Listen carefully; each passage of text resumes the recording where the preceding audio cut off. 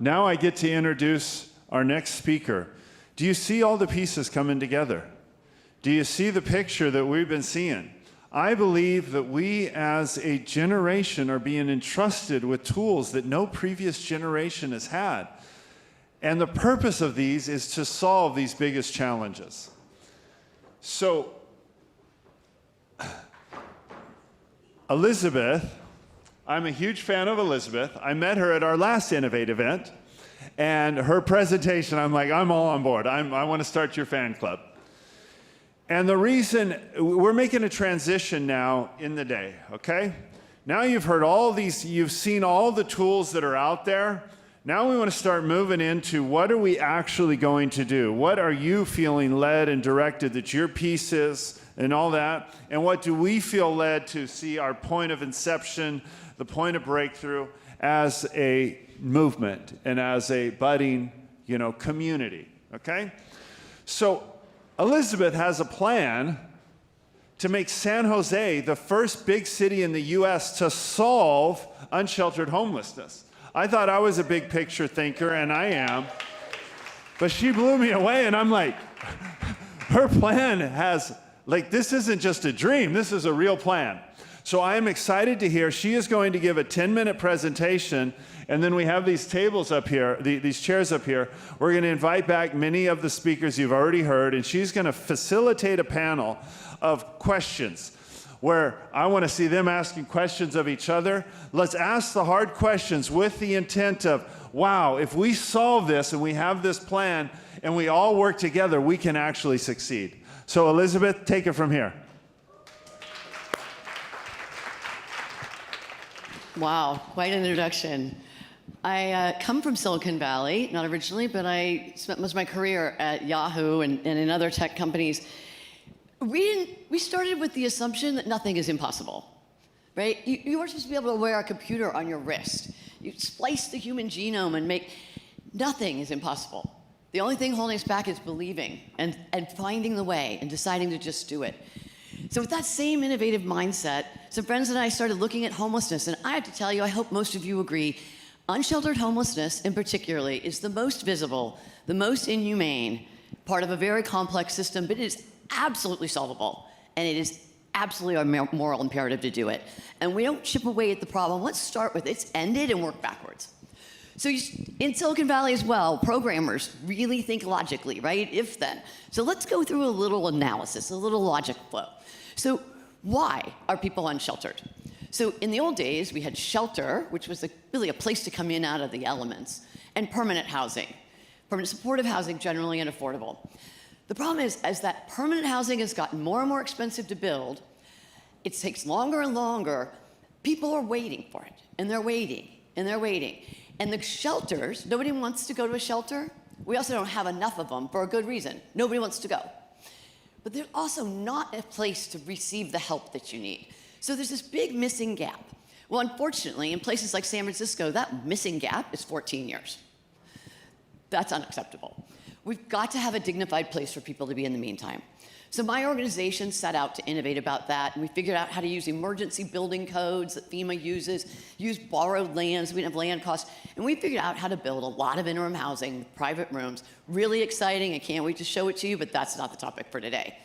Because we figured out how to build a bunch of these things, and we can do it really scalable, and yet it's still not coming. It's such an obvious solution. Why? Well, you start looking one level deeper, and you say our metrics are wrong. Because you see, when someone gets from unsheltered homelessness to sheltered homelessness, they're still homeless. A city would rather get one person into permanent housing than 50 into interim because their metric doesn't change. And worse, the city has to pay for them. Because you see, when someone gets into permanent housing, which I think you and I know nothing in life is permanent, certainly not a rental apartment, even if it's a penthouse, it's not really permanent. It's paid for by HUD. It's paid for by a Section 8 voucher. And so a city gets people indoors, and they have to keep feeding them and taking care of them and all these intensive services while we wait for them to finally get their lottery ticket at the end and get a Section 8 voucher. And so how do we think about that system, right? So the metric that is being used is how fast people get into permanent housing. Well, I don't know about you, that's not my metric. My metric should be how many nights per year are people languishing on our streets that accounts for the number of people and the duration, and there's no excuse for that to not be 0. There's absolutely no excuse. And here's how.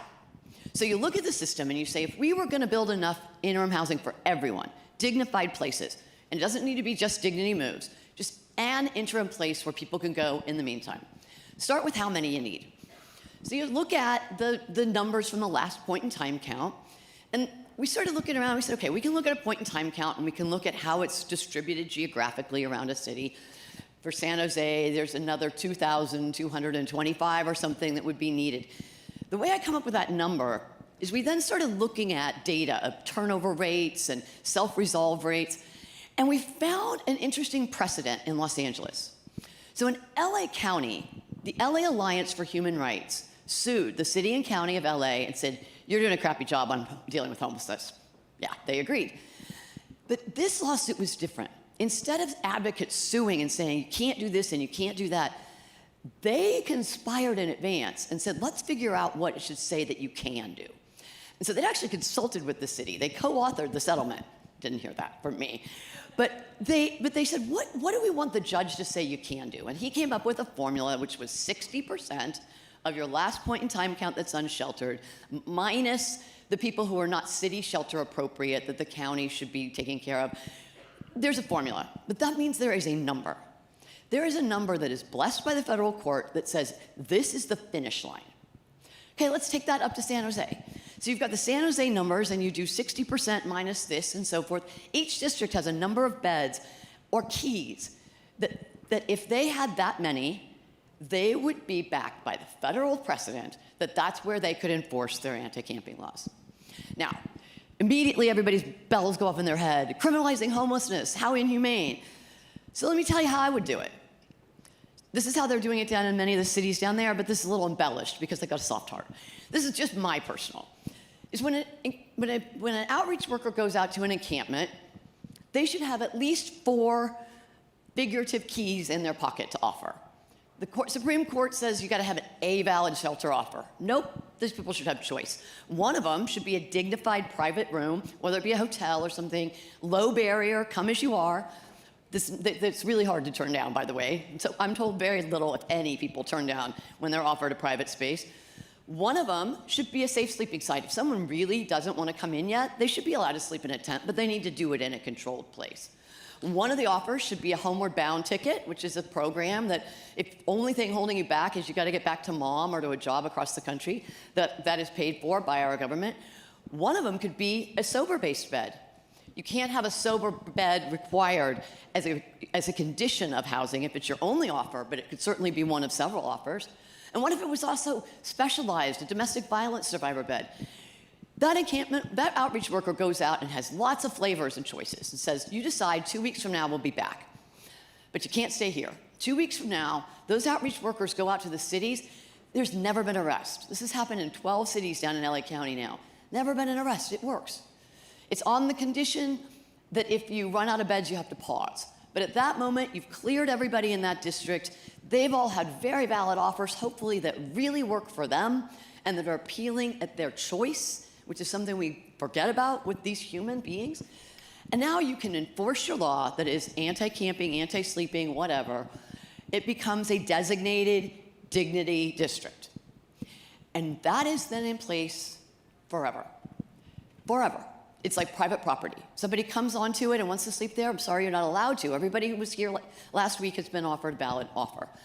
If you really insist on sleeping on the streets, we're not going to arrest you, but you cannot inflict that on yourself under my eyes. This district and this neighborhood has given lots of great choices, and we believe that people will accept them. That's how you do it. How that works is collective impact. The government, we can spend a lot of energy sitting here complaining that the government isn't getting everybody off the streets. Well, the government isn't the only entity that caused this, and the government is not the only folks who benefit. This is all hands on deck. But if you took all of the balance sheets that have been harmed by this problem, commercial real estate companies down $10 million a year, you're in for 99999, right? And the shops and the restaurants. And how you do it is you get those local neighborhoods to have agency themselves and say, okay, Pacific Heights, you need 100 beds, that's the formula. You guys decide. But if you want to get everybody indoors, I've got these no camping signs with your name on them sitting here in storage. Help the neighborhoods decide that they want to do it, because they will. And there's a whole lot of other details we can go into about the domestic violence site is in somebody else's district. It doesn't matter. The theme is the biggest thing holding us back, I think maybe the only thing holding us back from ending this problem is we've decided it's not possible. And I think if we map out, here's the instruction manual, and here are all the tools needed. And by the way, the tools are all of you, right? You need a hammer, you need a screwdriver, you need a paintbrush. We need, in this case, vacant land. We need not just hotels and group shelters and safe sleeping, but we need specialized programs. LinkedIn needs to fund a resume writer for the job seeker site. But that job seeker site is specialized in the people who are shooting up trying to deal with behavioral health. They're at a different site. And the veterans are at a different site, and there's specialized programming.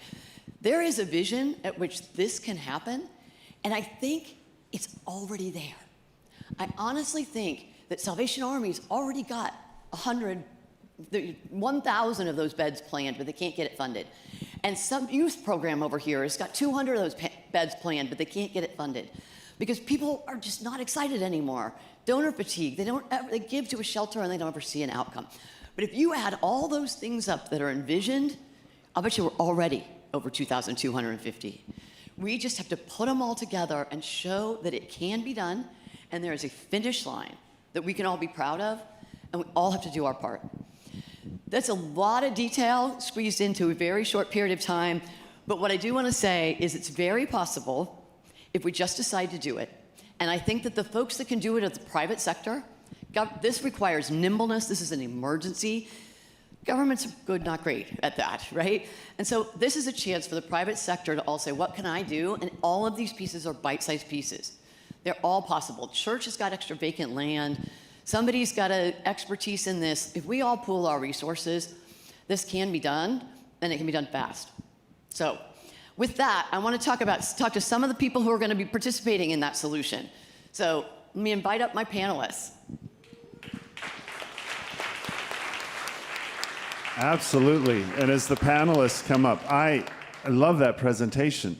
She's putting the pieces together. What I want to see out of this panelists, as they're coming up, you all are preparing to be panelists, okay? We're going to have a roundtable discussion, one big roundtable, and hash out this plan. What I wanted to see is the people I respect up here talking to each other, collaborating in real time, and us all collaborating with them. So, Kathy, continue your excellent job of moderating. We are missing one. Kathy Chow Rothberg, you are needed on the stage. She's solving somebody's problem. All right, she'll be up here when she's up here. I think you've met all of these folks.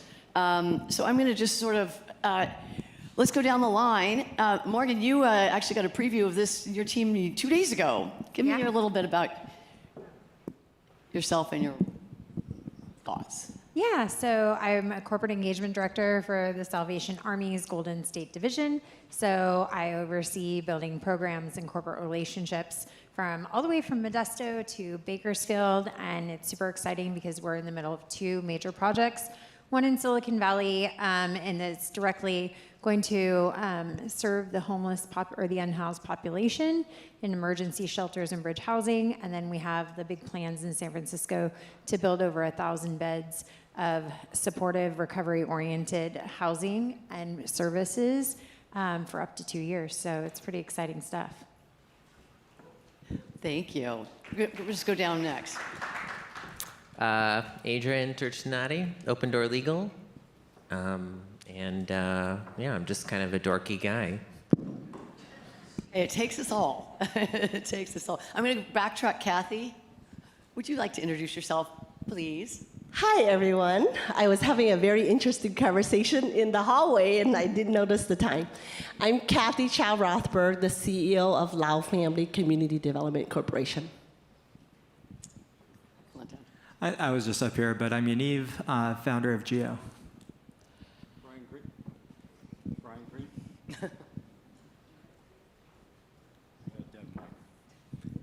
Brian Greenberg, over programs and services at Life Moves, addiction-trained psychologist.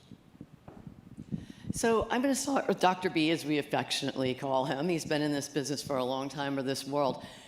So what do you feel about permanent supportive housing and the role that it plays in the system? It's a trick question, I know. So let me say, first of all, it's impossible to build a unit for a single adult unsheltered homeless person for under $650,000 unless you do what Elizabeth's doing, what Life Move's doing. You can't build something with sticks and bricks for under $650,000. So the vision that everyone is going to get into their own newly built studio, the 40 or 50,000 people in the Bay Area, is a pipe dream. I think that until recently, it was about siting programs.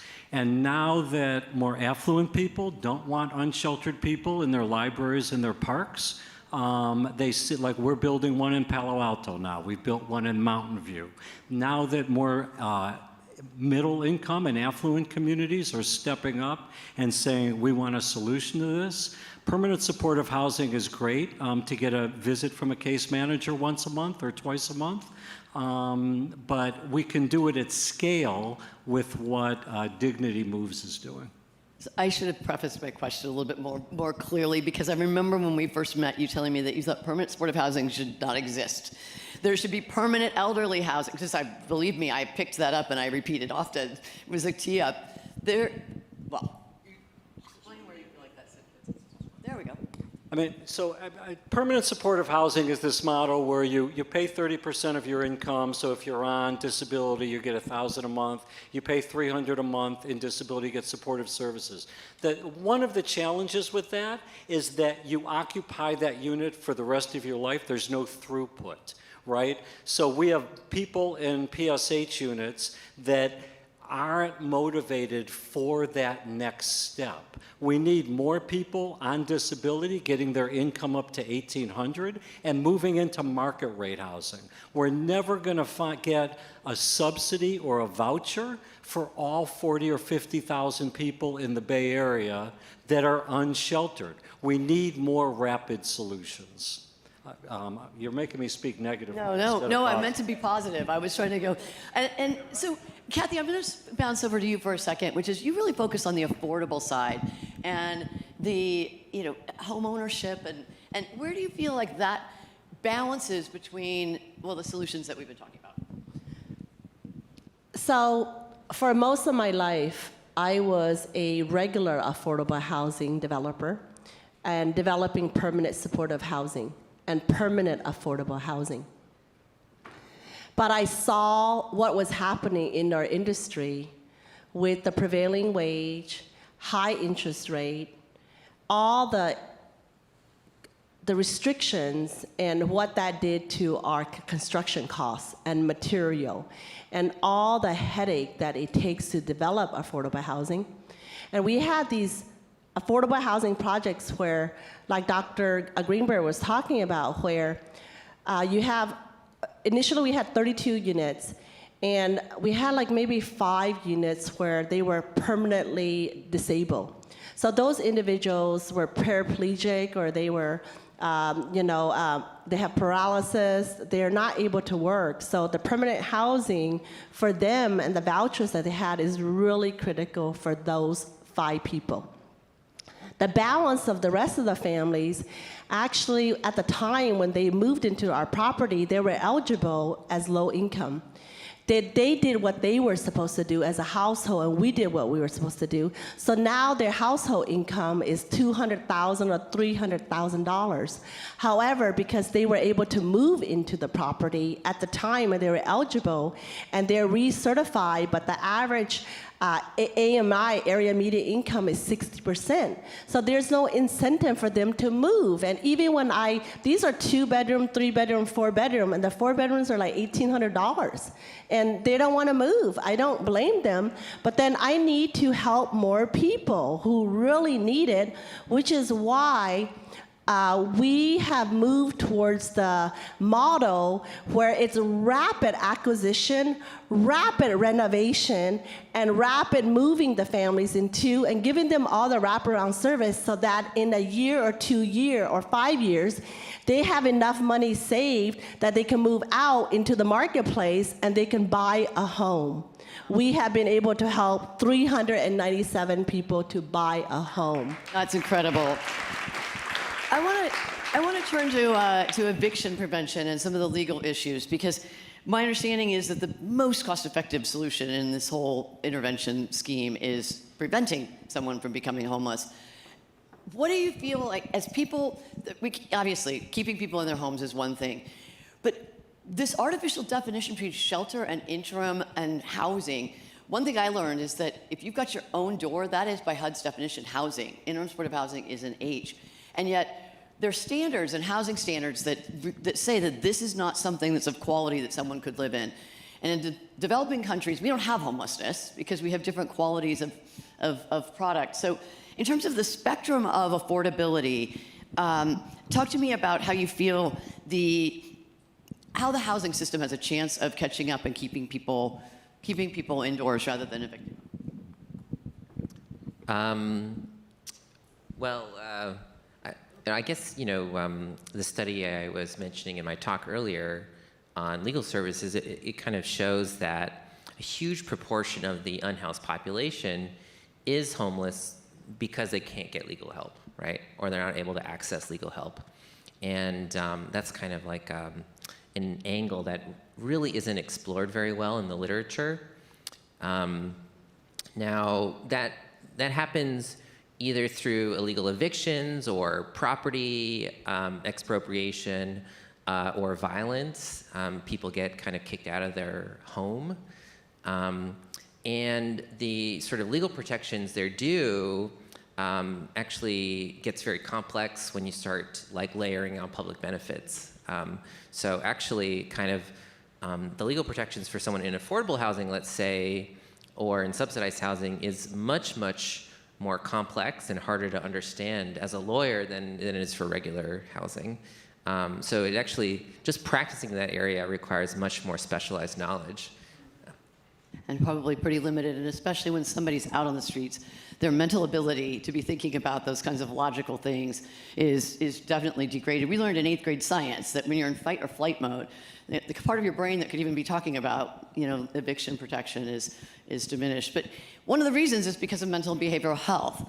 And I think that one of the aha moments for me was learning that when people first become homeless, the vast majority of do not yet have a debilitating enough mental behavioral health problem that would prevent them from having some form of stability. Certainly, they've all been traumatized, and they've all got horrible pasts of, some of them have been abused, some of them have certainly probably drinking too much, they've got family issues, but they're still generally able to be thinking about treatment and start thinking to be back on their feet. But 4 weeks later, suffering on the streets, that percent that's changed dramatically. And the Salvation Army is doing a lot of good work about trying to prevent the onset of that more debilitating condition known as chronic homelessness. Yeah, so again, prevention is a huge piece of it. We know that it costs far more to help someone exit homelessness than it does to keep them in housing. And so, but we realize that it's not just about a handout. And again, that goes back to like solutions rooted in accountability and empowerment, right? And saying, so it goes back also to the permanent supportive housing. If we say, hey, we're going to give you a free place and we're not going to make you work on any of your issues or the reasons that, put you in this position in the first place, we were disempowering people and we were telling people, you are not worthy of your own housing. You do not have the capacity to realize your full potential. So we are going to warehouse you.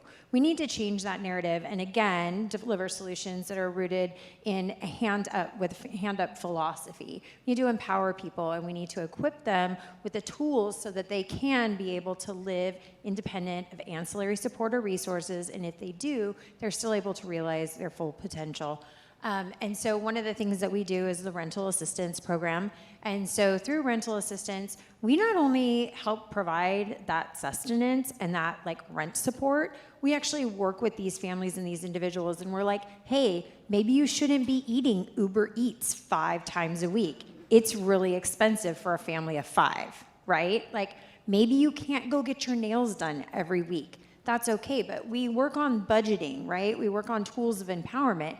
And then we had one woman, she came to us, and it was during the pandemic, and she worked in hospitality. She had lost her job. She had several children. She's like, I don't know what else I'm going to do. We said, well, what would you want to do? She says, oh, I love caring for people. So we're like, great. Let's see what medical programs are out there. We're able to get her into a medical assisting program. We paid her rent for, I think it was like 4 or 5 months while she was going through this program. She ended up being a state certified medical assistant, got a job interning with the local hospital to get her extern hours, and then went on and got hired by that hospital full time. She is now not even receiving any government assistance, any rental subsidies, and she's fully supporting her family of 3 independent of assistance.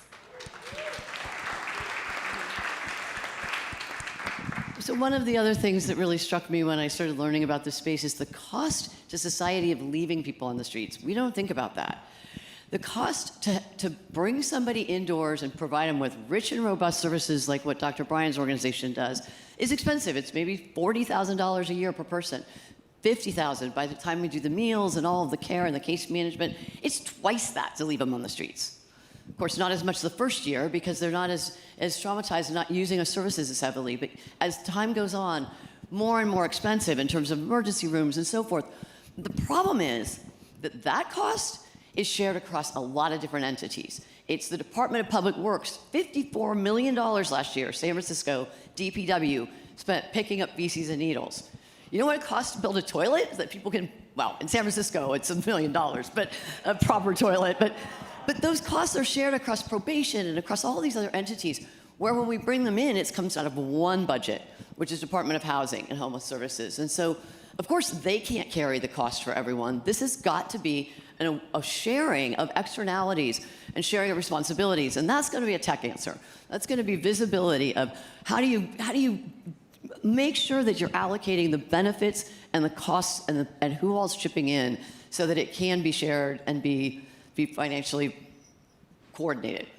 Yeah, that's right. Now, I loved in your presentation, you were talking about how we need to get organized on like the shared vision of like the goals, right? Like, you know, how much interim housing do we need in what regions? Or like, what are the needs? What are the assets? Like, what, you know, if we can organize all of this stuff, you know, that'll be a really powerful set of tools so we can coordinate on that. You know, I also want to say, you know, I am a technologist, and, you know, I think in terms of systems, and, you know, I think, you know, we talk about housing, the cost of housing, different types of housing, and, you know, the conversations around this stuff I find often gets very, like, kind of mixed up, and I think there's a lot of benefit in, like, organizing those conversations. So it's like separating, saying, you know what, 100%, we got to build more housing, we got to decrease the cost of housing, and if housing is more affordable for everybody, it'll be a lot easier for people to have housing. And that's a separate problem than, okay, how do we deal with the existing folks on the street? And you know, we can separate these sorts of problems, separate the conversations themselves so that we're getting kind of to the root of, you know, the solutions. And I do think that here in the Bay Area, it has become a little bit popular to, you know, hate on capitalism and to assume that any, like, you know, market-driven solution is like an evil solution. You know, I do think it's worth remembering that we live in an incredibly wealthy region because of the power of innovation and entrepreneurship and people creating value in this world, and that is due to markets.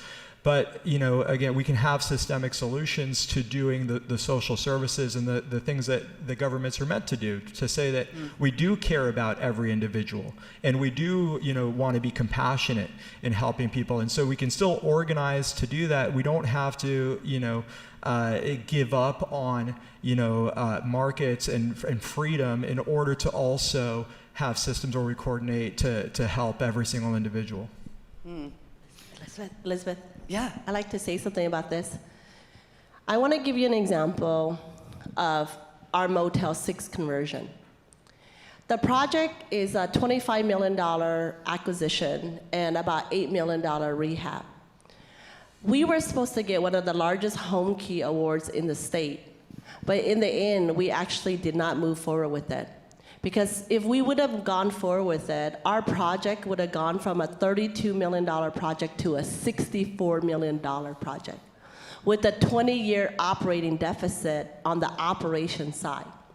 So for the last 3 years, we've been experimenting with 11 acquisitions in 3 years of commercial property and hotel properties.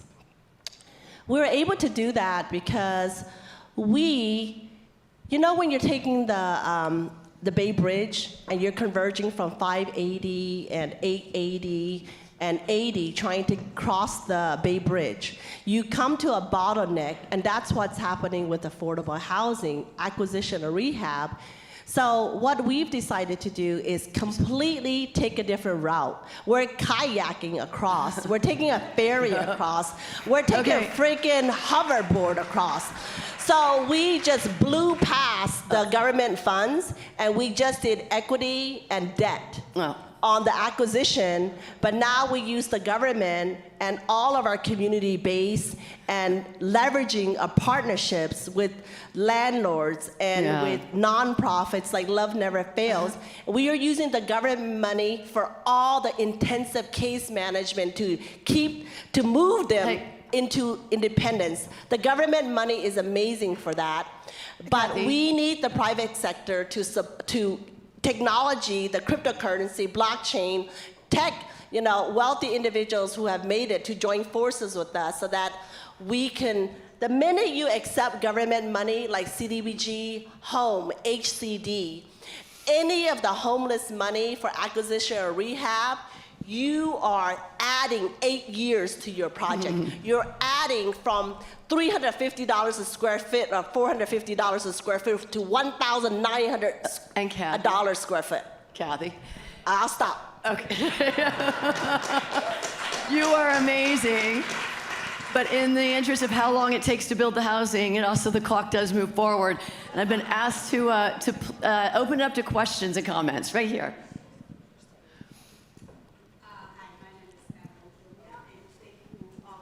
Please wait for a mic when you're making a question. We want to get your question on. And then whoever's going to be next, maybe raise your hand so we have some mics scattered around. Yay, for once in my life, I'm not loud enough. That's awesome. Thank you. I'm Evelyn Kilmia. I'm the founder and the executive director of the Care School Project, the KSP.org. Thank you again to each and every one of you. Some of you here we already work with at the Care School Project. Locally, we work with families and children and youth who are living in RVs and in their cars and experiencing homelessness. Our mission is education. And one of the things that I've been just not pleasantly surprised by the state and both of the counties that we work in is how education is not at a pillar as we are trying to innovate and solve the crisis of homelessness in the Bay Area. And though today was wonderful, I'm very saddened to see that again. But I do have a question that will turn it around, right? How can we think about education right now and really place it at the center for the next generation? It changed my life, really. Education is what brings me into this room and what makes me able to pick up this microphone. I came to this country as an immigrant from West Africa, completely speaking French. It took education and a degree for me to be able to get a job. I live in Palo Alto. The mothers that I serve today, the unhoused mothers, I often tell them that I'm trying to bring the solutions that I wish I had because I was that mother with a solo child. And if it wasn't for education, myself and my son will be right where each and every one of them are today. And so when we're talking about breaking a cycle, when we're talking about solving the problem today and for the next generation, we cannot overlook education. Great. So for all of you, I just want to just hear from you a little bit, like, how does that look like? How can I, as a leader who strongly advocate about homelessness and education, can do my best and we can all do our best to put it at the center of the conversation. Thank you. Lovely. And in the interest of time, we're not going to have everybody answer that. So we got one, Morgan. So I think that pathways to economic empowerment are critical, and we do that through education. And so I think a lot of us as nonprofit providers, it's kind of one of our core competencies. But you know, I can't pay for a full education staff at my organization. Like, my funds need to go to other things, and I need to stay in my lane. So I partner with amazing partners like Love Never Fails and Bay Valley Tech, right, to kind of fill in that gap. There are a lot of amazing nonprofit organizations, and even like youth, from youth to adult, that can kind of fill in those gaps and provide like a wide array of pathways to economic empowerment. And so like, I think that that's what we need to do a better job of too, as an overall continuum, is like, we need to collaborate more together, right? So like, I can't do it all myself, you can't do it all yourself, but if we all come together and we share resources, I think we can get there. And Dr. Bryan? Two real quick things. We like to say we're lousy at getting people great jobs and great at getting people lousy jobs. But those lousy jobs get you into housing, permanent housing. For kids, if you want a teary afternoon, take a van load of our teens to UC Santa Cruz and let them see what a university looks like. Because on the way back, there's not a dry eye in the van.